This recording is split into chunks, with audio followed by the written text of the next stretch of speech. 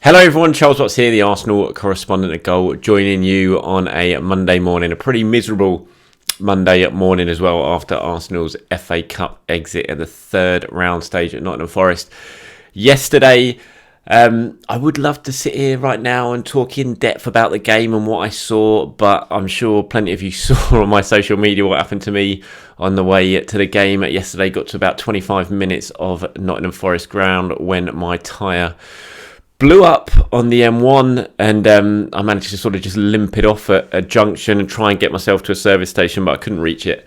Had to pull off on the side of the road, ended up spending 3 hours standing in the woods on the side of the road waiting to get picked up by a recovery vehicle, who then did take me up to the service station and dump me there, and I had to wait for a mobile tyre unit to come out and give me a new tyre, basically, because my one had blown up completely. And I ended up getting home at 1:30 in the morning, having not seen any football, and I sat in the car park and listened to Arsenal losing on the radio.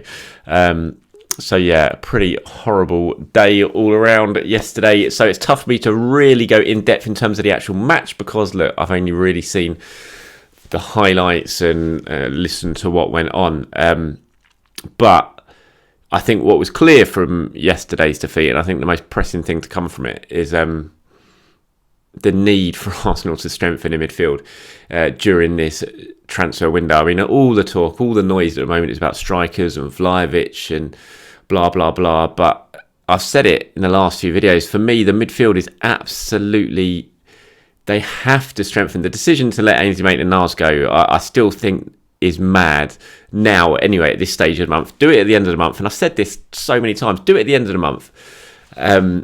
They've clearly done it because Roma were saying, look, we want him now, we need him now. If you don't give him now, we'll move on and look elsewhere. And Arsenal probably feel they owe Ainsley Maitland-Niles one, given what happened in the summer. But it's left them so woefully short. And that's been exasperated, really, by the fact Granit Xhaka has tested positive for COVID in the week that Thomas Partey and Mohamed El-Neni have gone to the African combination. It's just left Arsenal so short in midfield. They had to play Patino, give him his first start yesterday, which was great for him, great for his sort of development and his progress, but it was a big ask throwing a teenager into his senior debut under the lights in a really intense FA Cup third round game. You need an experienced head next to him, but you had Sambi Lokonga, who's barely played any football in the last 6 weeks and was understandably very rusty yesterday by all accounts, and it was just a bit of a recipe for disaster, really. Arsenal had no control in midfield. From what I saw in the highlights, that was pretty clear, and no one really to get the ball to the attackers, so it was kind of left on the attackers to come up with some real individual brilliance. If Arsenal were going to create anything, it was going to come from an individual basically rather than the sort of team, and that didn't happen yesterday. The forwards didn't see enough of the ball in dangerous areas, and so they couldn't score, couldn't create anything. They never shot on target in the whole game. Obviously Eddie missed a good chance for a header, but I think midfield, it was just a real issue. They had no control of the game, and this is a massive week for Arsenal. It's arguably the biggest week of the season. They got, take the FA Cup out of it, but now Liverpool League Cup semi-final first leg, Tottenham away on Sunday, and then the second leg of the semi-final next week. I mean, massive in context of Arsenal's season. You've got a chance to get yourself to Wembley and a chance to win the North London derby away from home and really cement yourself in the top four. And they're going into it with barely any midfielders at the club because, I mean, we all knew Thomas Partey and Mohamed El-Neni were going to go. That was, we've known that for months. And so you sort of need to aim towards that, really, and make sure you're in a strong position when they go. But instead, Arsenal have let Ainsley Maitland-Niles go in the same week. Yes, the Xhaka thing's kind of unlucky, although we know he's not vaccinated, which I'm sure Mikel Arteta is not too happy with, given what's gone on this week. But they've just left themselves really short, and it's just they've got to go out and get themselves a midfielder, whether it's a loan until the end of the season when they can then really focus on their main target. Whatever happens, it is just a really pressing need for Arsenal to go out and sign a midfielder. I mean, we've known, Mikel said in the build-up to the game yesterday that he was very aware that Arsenal are very short and that they're going to move and they are open to it. But you kind of need to be doing that right now. It's not a case of waiting until the end of the month. It should be like this week, essential, go and get yourself a new midfielder, because if you don't, you're going to leave yourself so short at such a crucial stage of the season. I mean, I'm not going to blame Lukonga or Patino or anything like that for yesterday's defeat, because it wasn't their fault. And, you know, Sambi, I've been really impressed with this season when he's played, and he was getting up to speed. He was putting in some really good performances. But the fact is, he's just not played any football recently. So it was really hard to throw him into the mix, even against Notts Forest. And I know a lot of people say, oh, it's a championship team. You know, he cost £17 million. He should be able to do it. But this is the FA Cup third round. It's away. It's under the lights. 30,000 people there. It's always going to be a difficult game. I mean, it just is. We've seen what else has happened in the FA Cup this season, this weekend. It just happens year in, year out. This was always a really tricky game for Arsenal. One that you have to be bang on it and have to match the opposition before you can really sort of, hopefully your quality can shine through. And they just weren't able to do that because they weren't able to get a foothold in the central midfield. And you kind of look at the games coming up now. I mean, Liverpool and then Spurs. You need your midfield to be bang on it, and we don't know if Granit Xhaka is going to be available yet for those games. We'll have to wait and see. Mikel, speaking in the press conference yesterday, said he couldn't say yet. We don't know when he tested positive, how long he's been isolating for, you know, if he's showing any symptoms or anything like that. And I mean, Liverpool's obviously on Thursday night. You would hope that certainly for Tottenham at the weekend he'll be okay. But Liverpool, he's got to be pushing it for that. And so if Xhaka's not around, you don't really have any other options. Certainly not actual proper midfield options. You could maybe move some people around. Ben White, we know, can play in midfield if needs be, but then that means ending the Gabriel and Ben White partnership, which has been so good, and you don't want to do that ahead of a really important game. I mean, I think James over at the Athletic, you know, his Gunner blog, said that they've even been working on Sead Kolasinac playing in the midfield in training at London Colney in the build-up to the Nottingham Forest game. I mean, that just says it all if you're really looking at Kolasinac as a possible makeshift midfielder to play. The options are so short, and that is why right now they have got to be this week. Edu, the recruitment team, they have got to put whatever their plans they've got in place, and they must have plans. You don't let Ainsley Maitland-Niles go this month if you don't have a plan to strengthen it in midfield. You just got to. It'd be a dereliction of duty. It'd be bordering on criminal to give yourselves a chance of a top four, which Arsenal have done with all their hard work in the last few months, to then weaken yourselves in the January transfer window ahead of the second half of the season. So they must have a plan. And I'm putting a lot of faith in them here by saying this, because, you know, what they did in the summer proved they were very smart in the transfer market. The recruitment team did really well. They had a clear plan, strategy, and it's worked. They strengthened the squad, and it has worked. We've seen that on the pitch with their performances in the league. And you would hope now that, just smart as they were in the summer, they are being smart again this window, and they are very far down the line in terms of bringing in a midfielder. Unfortunately, there's not really any links. We've seen they're talking about Danilo over in Brazil. Certainly strong reports out of Brazil. I haven't had that confirmed yet, and I haven't seen anyone in England has managed to have that confirmed yet, because none of the other sort of Arsenal reporters have run it. So we wait to see if that has got any legs on it at the moment. I think probably all of us here over in the UK are working hard to try and stand that up. At the moment, all of it's coming from Brazil. But even with him, I mean, he's a very young player. He's only 20. I think he'd need a lot of time to adapt before coming from Brazil to England. We know how long that adaptation period can take with young players coming from South America. So you don't really look at him as someone who's going to come in and make an immediate difference this month and help Arsenal get over the line and, you know, make light of the fact that they've let Ainsley Maitland-Niles go. They need someone who's ready-made, who can come in and make a difference straight away between now and the end of the season and help Arsenal get that top four spot, which they're giving themselves a real chance they can do. So I'm putting a lot of faith in Arteta and Edu and the recruitment team, and thinking they must have a clear plan here.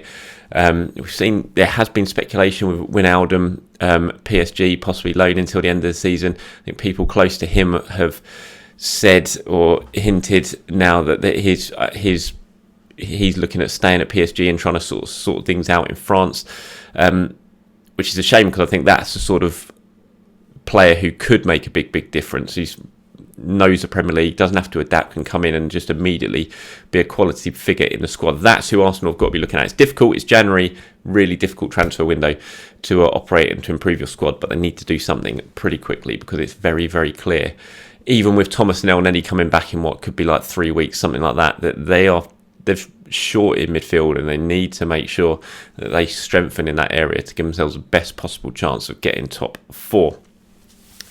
Elsewhere in yesterday's game, Nuno Tavares, his little strop, throwing his gloves down when he was taken off it in the first half.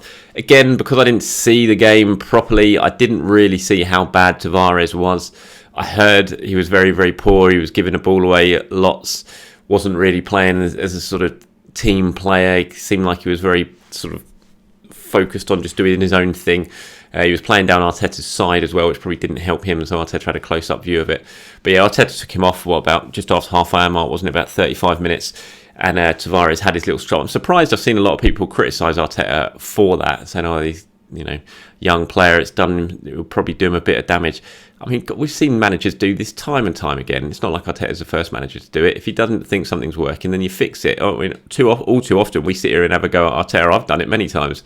For sitting on his hand and not making substitutions early enough. So I'm not sure we can really criticise him now for taking a player off after 35 minutes if he was really, really underperforming. And the stats that I've looked at suggest he gave the ball away more than anyone else.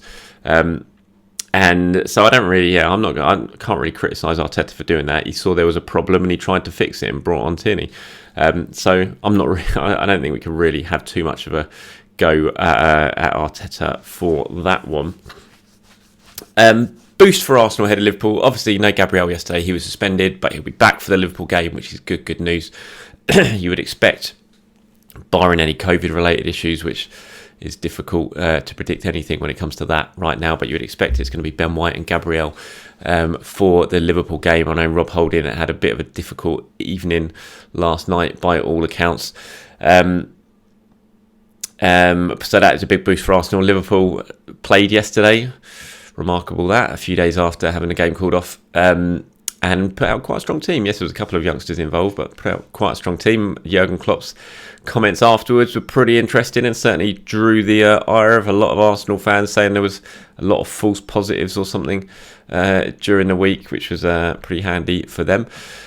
And so I'm expecting Liverpool to come to Arsenal with a very strong team this week, most probably, and Arsenal may well have a pretty weak team out because of COVID and other issues. We know that Balogun is missing, Xhaka is missing. We're not sure if Tomiyasu and Smith Rowe will be fit yet. They've picked up injuries in training now, so they missed the game yesterday. Mikel couldn't say whether they'd be involved against Liverpool or not, so we'll wait and see if they make a return early enough. Hopefully they will.